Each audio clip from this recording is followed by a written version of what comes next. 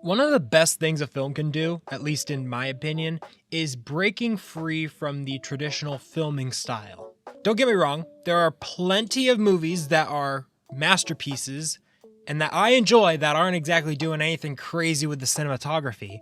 But it's those movies that do break free from the normal filming style and do something truly unique that helps give the story a different life that it couldn't possibly get from regular cinematography. A good example of this is the found footage genre, where rather than just being an audience member watching a story play out, you're getting it all from a point of view that you couldn't possibly get as an audience member, making you feel more like an actual participant in the story. Another example is the 2018 film Searching, where you're getting the entire story through computer screens and text messages and looking at social media posts and camera rolls and going through files on your desktop and all that kind of technological. It's a bold strategy for a film, but it works. Sometimes. Going back to Searching, there's actually a movie that recently came out that copies this aesthetic, and it failed miserably. This isn't the movie I'm talking about, but it's the 2025 War of the Worlds reboot with Ice Cube. The writing is bad, and that's even worse considering that this is a reboot of a movie that people already find appealing. And also, don't even get me started on how bad that CGI is. But like I said, that isn't the topic of today's rant review. I'm actually looking at a movie that does something different from both the traditional found footage style as well as this, I don't even know what to call it, style of Searching in War of the Worlds. Today I am going to be going over a movie called Earth to Echo. Now this film came out in 2014 and it follows three best friends who, on their last night before moving due to a construction project, discover a small, stranded alien who is injured and trying to get back home. The boys decide to help it rebuild its ship to return home while uncovering a sinister secret in the process. Now circling back to filming styles, this movie takes a route that I have yet to see gain momentum in any other Hollywood project. The only way I could possibly describe this style is a middle schooler's YouTube page. The majority of this film is coming from a camcorder or smartphones or sometimes screen recordings and Google Map images. A few times we even have the camera recording a computer screen just to show like a low budget way of going from screen to room without CGI or crazy advanced editing tricks. It's very endearing to me because I was this kid growing up. A lot of how he goes about filming is exactly how I would try to make things since I was still learning and I didn't have fancy equipment. This style of filming also has to make production so much cheaper since you don't actually need a lot of the high-end cameras that are being used if you're trying to make it look like a camcorder. Occam's razor. You want to make a movie look like it's filmed on a camcorder? You film it on a camcorder. Why it hasn't become more popular is just baffling to me. Like, I swear Hollywood just loves to burn money on trash. And by trash, I mean live action remakes. Needless to say, I actually like this movie quite a bit. And when I got it on DVD, I watched it so many times just because the style was interesting. It was different. It had me hooked. But that doesn't mean this is a flawless film. It is actually far from it. While the inventive camera style, as well as other parts that I will touch on at the end, are done really well, there are other parts, mainly the story, that are flimsy most of the time. But I'm gonna stop teasing you. Let's talk plot. First, let's meet our main characters. We have Tuck, who is the main camera person of the film and the wannabe leader of the group. Then there is Alex, who is the moody, sarcastic kid and also looks like a young Ralph Macchio. Then there is Munch, the awkward genius of the group. Not sure where he gets the nickname Munch though, and it is never explained to us why he is called Munch. I don't know what kind of crazy lore gets you a nickname like that, especially because Munch in 2026 means something very specific. And Tuck is a nickname too, but it's just, his name's Tucker. So Tuck for short, that makes sense. Munch's full name is Reginald, not Munchausen or Munchlax. Anyways, these guys live in a small neighborhood in Nevada that is being bought out for demolition to build some sort of highway. Needless to say, the boys are all pissed because now they all have to move away from each other, with Alex and Munch's parents already buying new homes far away from Nevada. That you have no power to stop because you're just a kid. Yeah, and it's just three of you versus big business. It was a losing battle from the start, but you know what? It was an admirable attempt. But before I go further into this film, I want to quickly touch base with the main overall theme of this rant review, which is the filming style, because something struck me as odd almost immediately. Like I mentioned in the overview, this film is stylized to be like a middle schooler's YouTube page with just camcorder vlogs. You notice in the scene where the boys are confronting the construction guy, the video quality is drastically better than your standard camcorder. Why does Hollywood love to waste money? I said it earlier, if you want something to look like you filmed it on a camcorder, film it on a camcorder. This probably isn't an apt comparison, but it was the only movie I could think of to draw inspiration of how this could have been better. The movie Cloverfield, if you haven't seen it, I think it's a really good movie. You should check it out. It's very interesting, and it does something very similar, where we are getting this whole story through a camcorder. Of course, it isn't actually a standard camcorder. It looks like something that has a bit more juice to it than something you would get for $120. But they're not trying to pass themselves as children filming this for YouTube. And that film even looks more like a camcorder than this movie. Probably because even though Cloverfield had an estimated budget of $25 million, $12 million more than Earth to Echo, Cloverfield came out well before Earth to Echo, so the camera quality is naturally not going to be as good because it is not as advanced. If Earth to Echo was to use older cameras, not even old cameras, older cameras, it would look significantly more in theme with what you are trying to present the film as. And even if you had to use the newest cameras for whatever reason, it's not that hard to destroy footage by adding grain and pixelation. But they didn't do that. If they did that, it would have helped a lot with another issue this film has later on, which is some of the VFX being garbage. And also saving even more money while being consistent and still doing something experimental and different. I just wish they went all in on the style is all. It would have made the watch experience so much better and more, I don't want to say organic, but it would have meshed better. But we are thrown into the overarching conflict almost instantly with the town set to be leveled. And then not even 3.5 minutes in, we get into the main driving conflict. Phones all over our neighborhood are freaking out. It looks like your phone basically barfed on his screen. Not sure what kind of vomit you've seen, Tuck, but barf wasn't the first thing that crossed my mind looking at this. I gotta give the film credit in this aspect though, because these kids feel like actual kids that I knew growing up. Like, obviously they are kids at this time, but I've seen child actors who forget how to come off genuine because they're young, they're not as experienced. These kids do a pretty good job at that. It's really hard to fake that mindset of thinking you're smarter than you are, but you're actually still just a dumbass. Especially Tuck, who makes some questionable decisions that even middle school me watching this at the time was like, wow, that kid's stupid. Anyways, they call over Munch, since he is the techie of the group, to figure it out. Honestly, this whole segment here gave me major Goonie vibes. Munch is like Chunk and Data rolled into one. Tuck tries to be Mikey, but he's more like Mouth than anything.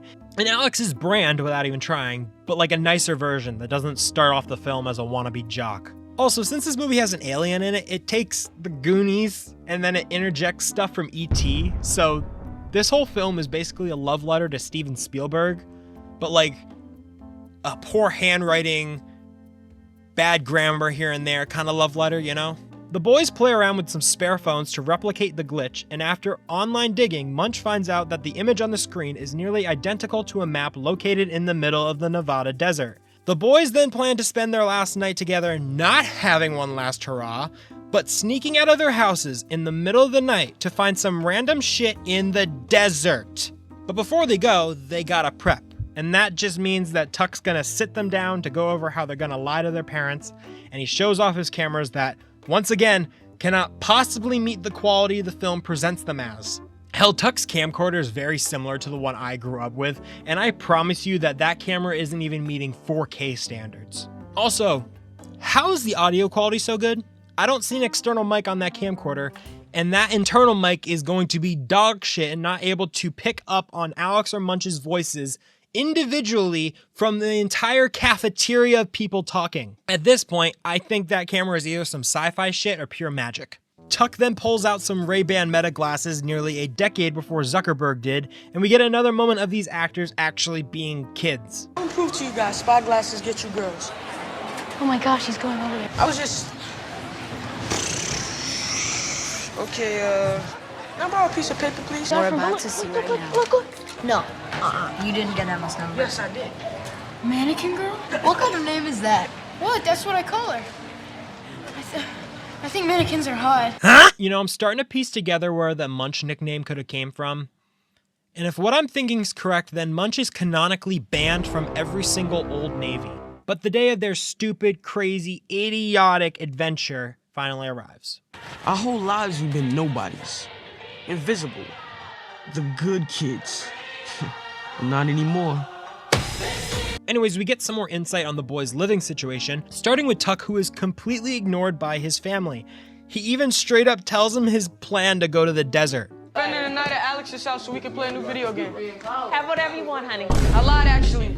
We're gonna ride our bikes out into the desert at night, alone, without supervision. We got this. We're gonna stay. Okay, see you then, sweetie. Oof. And if that wasn't rough enough, the only member of his family who actually notices him is his brother, who is the stereotypical douchebag big bro.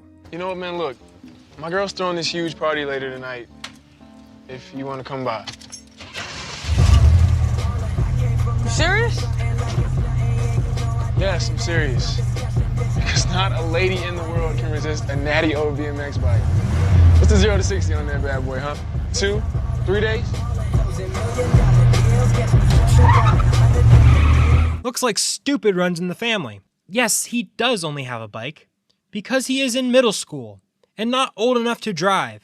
You absolute homunculus doofus. Also, hot shit here thinks that those ugly purple flames are gonna hide the fact that he's riding in mom's old sedan. Your head's as shiny as those bald ass tires, and even when pulling out you can barely get the engine to purr. Just like your lady, I bet. So I doubt that ride has enough horsepower either, you Matchbox Jaden Smith wannabe ass bozo. Sorry about that. On to Alex now. We see that Alex is actually a foster kid, with his guardians having an infant of their own. It is a weird situation that absolutely needs to be approached with the utmost care in mind. Tuck doesn't understand this, though, and then he says this. I don't get it. If your foster parents already have a baby of their own, why do they need you? There's no sense in having 2 babies. Shut up, dude. One baby cries all the time, the other one listens to indie rock. Let's go. At least Alex's parents acknowledged his existence, and they didn't even birth him, dude. Finally, the boys go pick up Munch, and he shows off his contraption to make sure their parents can't check in with each other and discover that they're actually gone. So with everything accounted for and all the prep time used up, the boys then head out on their 17.5-mile bike ride to the middle of nowhere. Rough! After presumably hours of biking and filming, some beefy SD cards Tuck's got there, because those cameras are not turned off at all, the boys arrive at their location, which is just some rusty hunk of metal in the ground. It's a piece of crap. Forget about it. Let's turn off the camera. What happened to filming Caserta last night, huh? In case you haven't noticed, obviously, the map lets us scrap. Holy shit, this kid is so obnoxious. Jesus Christ. It's like he was expecting to find pirate treasure or the Ark of the Covenant, and literally anything else was not going to meet his standards. I mean, that thing doesn't look like a normal piece of metal in the first place, so that alone is kind of cool. At least I would have thought it was cool at that age. Plus, man, to channel my inner Lebowski, it's the journey and not the destination, man. But yeah, Alex calls Tuck out on his bullshit, and he lets the venom out. So all you cared about was getting your stupid hits on your stupid video. Whoa, guys, come on. Suddenly, though, a bunch of lights are seen in the distance that appear to be looking around for something. Reasonably freaked out, the boys decide to head back, sour and disappointed. But Munch decides to take the strange object with him, and as soon as they hit the road again, weird shit starts happening. Whoa! Munch? There's something in there. This here solidified Munch as my favorite character in this movie because he tends to make the most reasonable responses out of all of them. Something is in your bag touching you that you did not know was in your bag, so you drop that bitch and run. But yeah, the device starts making noises and it even kind of copies the boys. Beep. At least some of them. Beep. Beep. How's it making noise only for you and not me? Probably because you called it a Piece of crap. you dipshit. The piece of metal starts glowing and shaking, and once again, Munch has the most reasonable reaction out of everyone. Beep.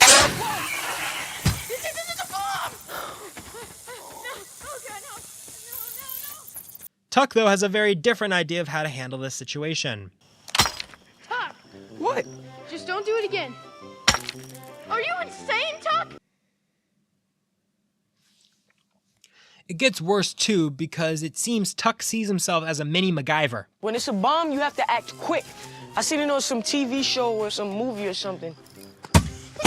What are you doing? You saw me. Are you crazy? It's a bomb. That's what you're supposed to do. That's not what you do if it's a bomb. Fun fact, there is actually an achievement called the Darwin Award for people and creatures that remove themselves from the gene pool in the most ridiculous ways possible. My boy Tuck here almost got 2 nominations in just this scene alone. But this isn't a bomb, as it still hasn't blown up. And after making some more noises and glitching their devices, a new map appears on their phones. Unfortunately, humanity has bested natural selection once more.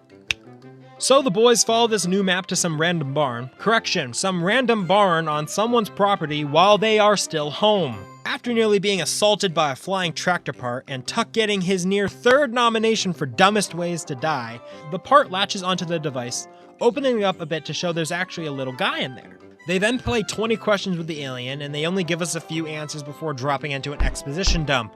Lame. But here's the situation. So the alien is a dude, and he crash landed on his way to get to his ship. He's now seriously hurt because of it and needs help getting to his ship so he can go home. Why he and his ship were already here in the first place is not explained, and it will never be explained because this film wants to treat the alien as a vessel for the boy's story instead of developing it as its own character. Like, spoiler alert, they name the movie after the little guy. They call him Echo later on.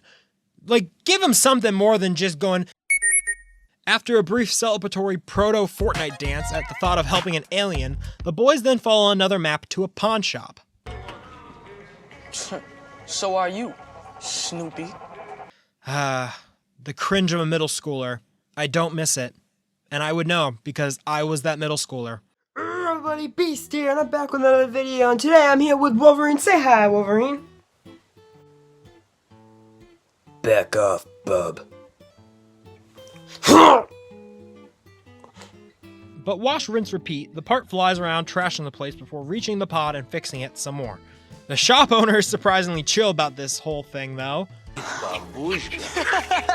You want a celly? But the pod fully opens up now, and we get to see the whole little guy in action. I can't lie, that is not only a really good render, but also an adorable one.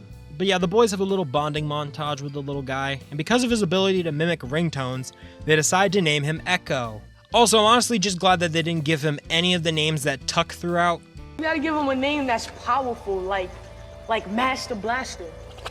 He doesn't blast anything. Now the boys have to do another fetch quest to find another piece to fix Echo's pod. At this point, I found myself getting kind of annoyed with the pacing of this story. This is not a long movie, and it doesn't bide its time very well, with the beginning feeling a bit rushed, and then it's fetch quest, to bonding montage, to fetch quest, to bonding montage, over and over and over and over again.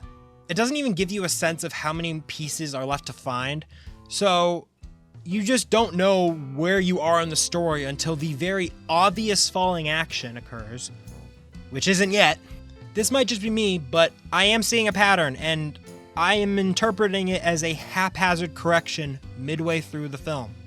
I will say though, this next side quest goes a little bit differently, because now they have to break into someone's house.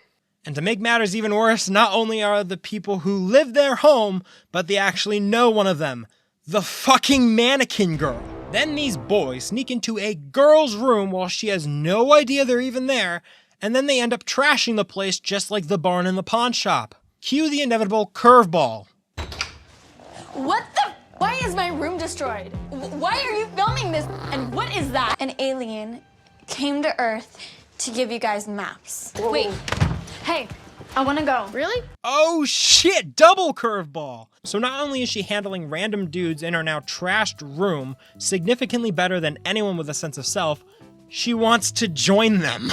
That's right, class. Today we have a prime example of parental issues. Guess which one it is in the comments? Mommy or daddy? I feel gross saying that. Boys being boys, though, they are afraid of getting cooties, so they ditch her to go find the next piece, which is in a bar. In case any lawyers or aspiring legals are watching and they want to know the head count on how many crimes they've committed, it is 2 counts of criminal trespass and 3 counts of destruction of private property. Don't worry, though. The night's still young. Before they go to the bar, they end up running into the foreman guy from the shady construction project all the way out where they are. But this guy goes immediately into red alert creep mode with these children. Excuse me. Oh. Hey, I know you guys. You're the guys. You're from the construction site, right? With the camera. Whoa, wait. Why aren't you guys at home right now? You guys weren't riding your bikes out around the desert, were you? No. Hello? Hi, is this the number for Chris Hansen? Mm-hmm. Yeah, I found one. Mm-hmm.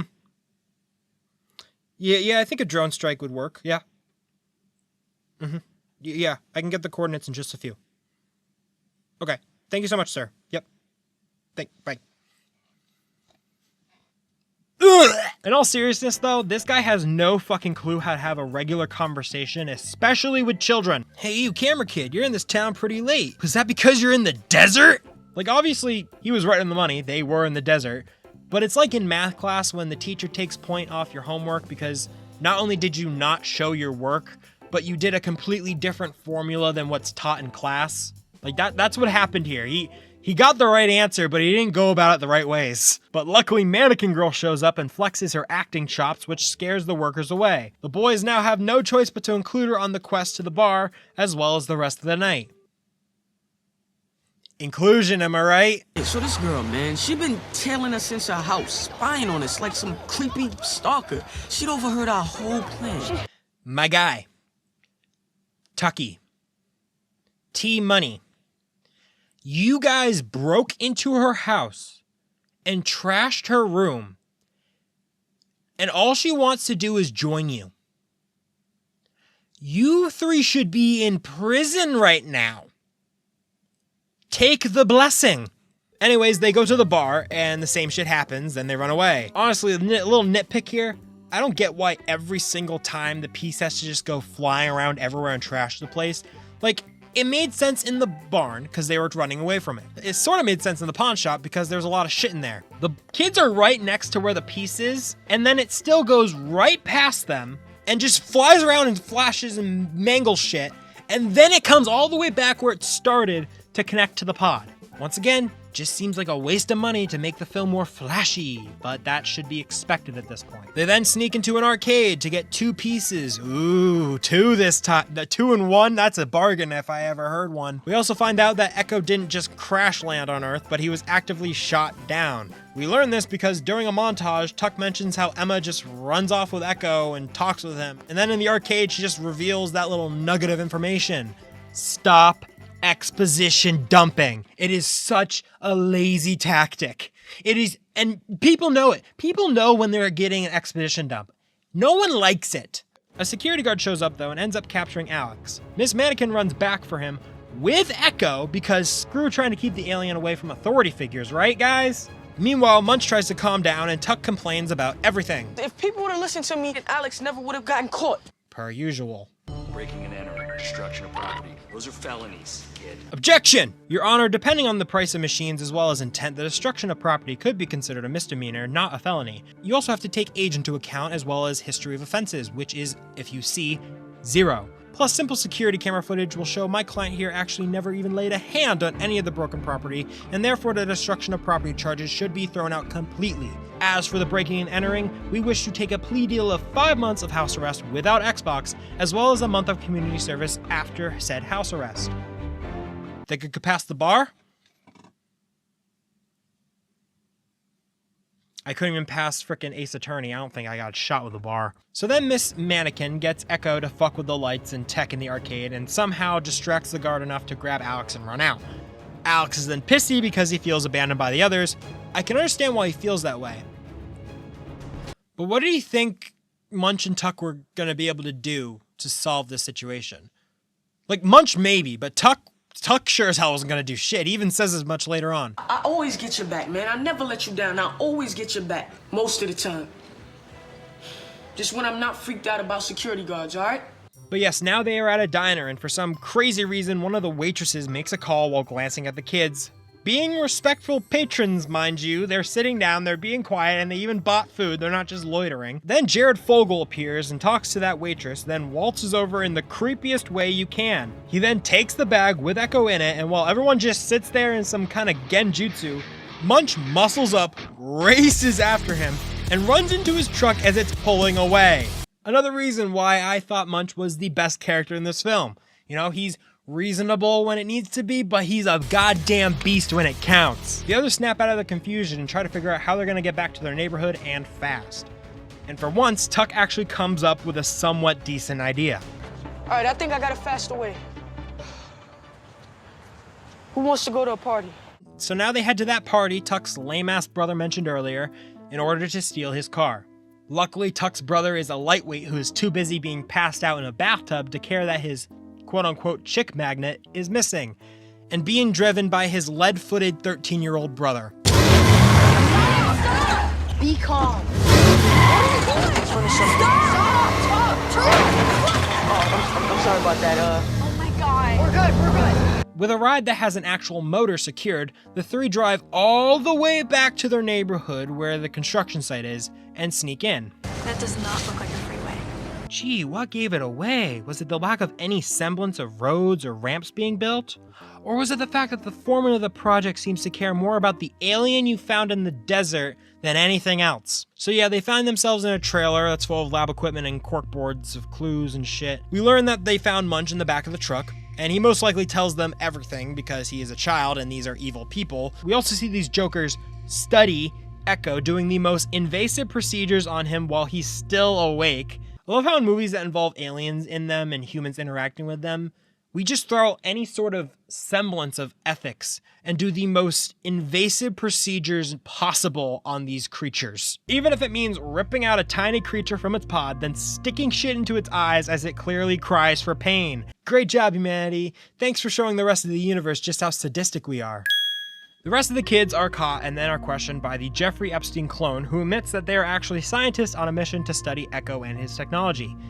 We are going to follow this map, and you are going to help us get that thing operational, and it will lead us back to its ship, and we will disable it permanently. Am I clear? So did these scientists not know that the phones were showing a map? And if they did, why do they need the help of some middle schoolers? Call me crazy, this is a little film theory. I don't think these guys are actually scientists. Main guy here isn't smart enough to realize that acting like a Roblox predator is not the way you talk to children. They claim to study Echo by putting needle in his eyes for seemingly no reason other than to see if it hurts, and they couldn't piece together that this was a map even though children were able to do it in a matter of hours with nothing but the internet. Like, I miss the old days when villainous groups and bad guys actually felt like a threat beyond just being an adult with money. Like, older generations wonder why my generation has no respect for government, because we grew up on movies that told us that not only is the government evil, they're also incompetent. Anyways, the kids have no choice but to comply, and they are all taken to a random junkyard in a white fucking van. You have gotta be shitting me right now. Put an Amber Alert out now. This is...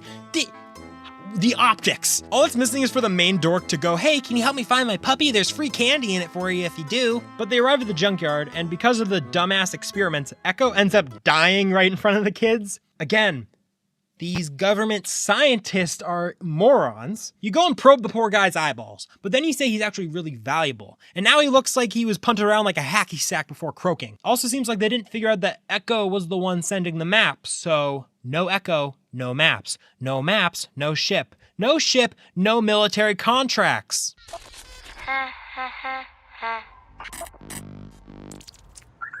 Well, shit, I wasn't expecting to find the power of friendship in this movie, but you know what?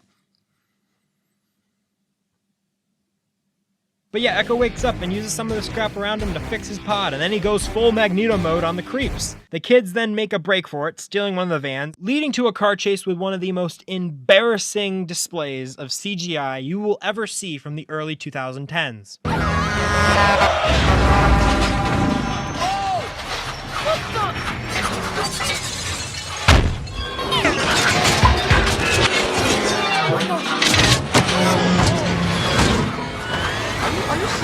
So it seems all of the budget for VFX was focused solely on Echo because Echo looks great. This moment is ass. I mean, the driver has a completely different lighting compared to the rest of the scene, and I can see both the green screen and the keyframes that is being used to move him across the screen. Even the truck's parts are so bare-boned. This is kind of the graphics you would see in a Spy Kids movie, but at least that film is consistently rough in quality by design. This one just blew its load on a couple of scenes and now it's just dry.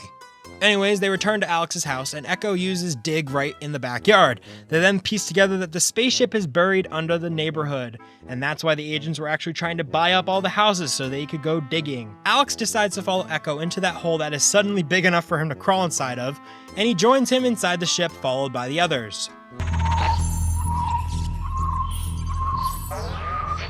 I left you behind once. I'm not doing it again. I want to call that line corny, but considering he's trying to make a movie out of this, I think he just wanted to add something to the scene. Even though this is technically a documentary and it's kind of frowned upon to be like faking stuff in a documentary, but everyone has a tearful goodbye and the kids leave the ship as it's about to blast off. Just one thing they seem to have forgotten, this ship is fucking massive, like the size of the whole neighborhood massive. And they don't decide to maybe run away knowing that it's about to blast off? But how convenient, because the ship can actually come apart, pop out of the ground in pieces, and then reassemble in the sky. I just love how earlier when the scientists had them captured and they made a big deal about how if that ship takes off, it'll destroy the whole neighborhood anyways. What you found activates the ship, and if that ship takes off, it could kill everyone. And they, oh, it's a big ship, and then they kind of just forget to build that tension because they were gonna subvert it anyways. So yeah, the ship's rebuilt, and it looks mid compared to Echo's VFX, so don't know why they bothered making it so big. And then it takes off. So with Echo gone and the town not a crater, the agents kind of give up on the whole buy out the town and start digging plan, so the boys actually save the day for everyone in the town. But Alex and Munch still have to move away because they already started paying the mortgage on their new houses. Tuck stays behind, so good for him, I guess. He then gives us a monologue on how grown up he is now while showing us a supercut of the film that we just watched, but the gang plus Miss Mannequin still hang out here and there, so at least it's not game over on friendship. There's also a post-credit scene where Alex tells everyone his phone's acting weird again, hinting at Echo returning. But that doesn't lead to anything because it is 2026 and there are no sequels happening. Oh well, movie over. Now I may have been a little harsh at some parts and kind of nitpicky, but that's only because I do find this movie enjoyable. When I find something I like, I want it to be its best self. Like, I also think some elements are done fantastic in this movie. The sound design is amazing and immersive, especially in the scene where Echo is revived. Also, Echo's CGI is really good, like I mentioned, especially when they made him interact with physical objects like the boys. That's difficult to do, and it looks great. It's the fact that this film was able to do some parts really well makes it all the more disappointing that other parts were not good, especially the CGI, which goes from good to bad really quickly. But that was Earth to Echo. Overall, I do enjoy this film. It's not hitting any of my top favorite lists, but you know, it's not unwatchable like other movies. But don't just take my word for it. You should go watch it yourself if you got access to it. Make your own opinions, you know. But if you end up actually liking what I say, then you should like this video because, you know, show me you support me. That's kind of, you know, I need the feedback. Feedback's good for films. That's what I'm trying to do. I'm giving feedback to the film creators. They're never going to hear it, but that's what I'm doing. Also, if you do like what I make, then you should subscribe because then you'll be able to see when I make something next instead of going, oh, when's it coming out? Oh, I'm subscribed. It's in my feed now. There you go. That's, you know, let the algorithm do its thing, you know? I will say though, the next film I review though has something to do with trains. So if you like trains,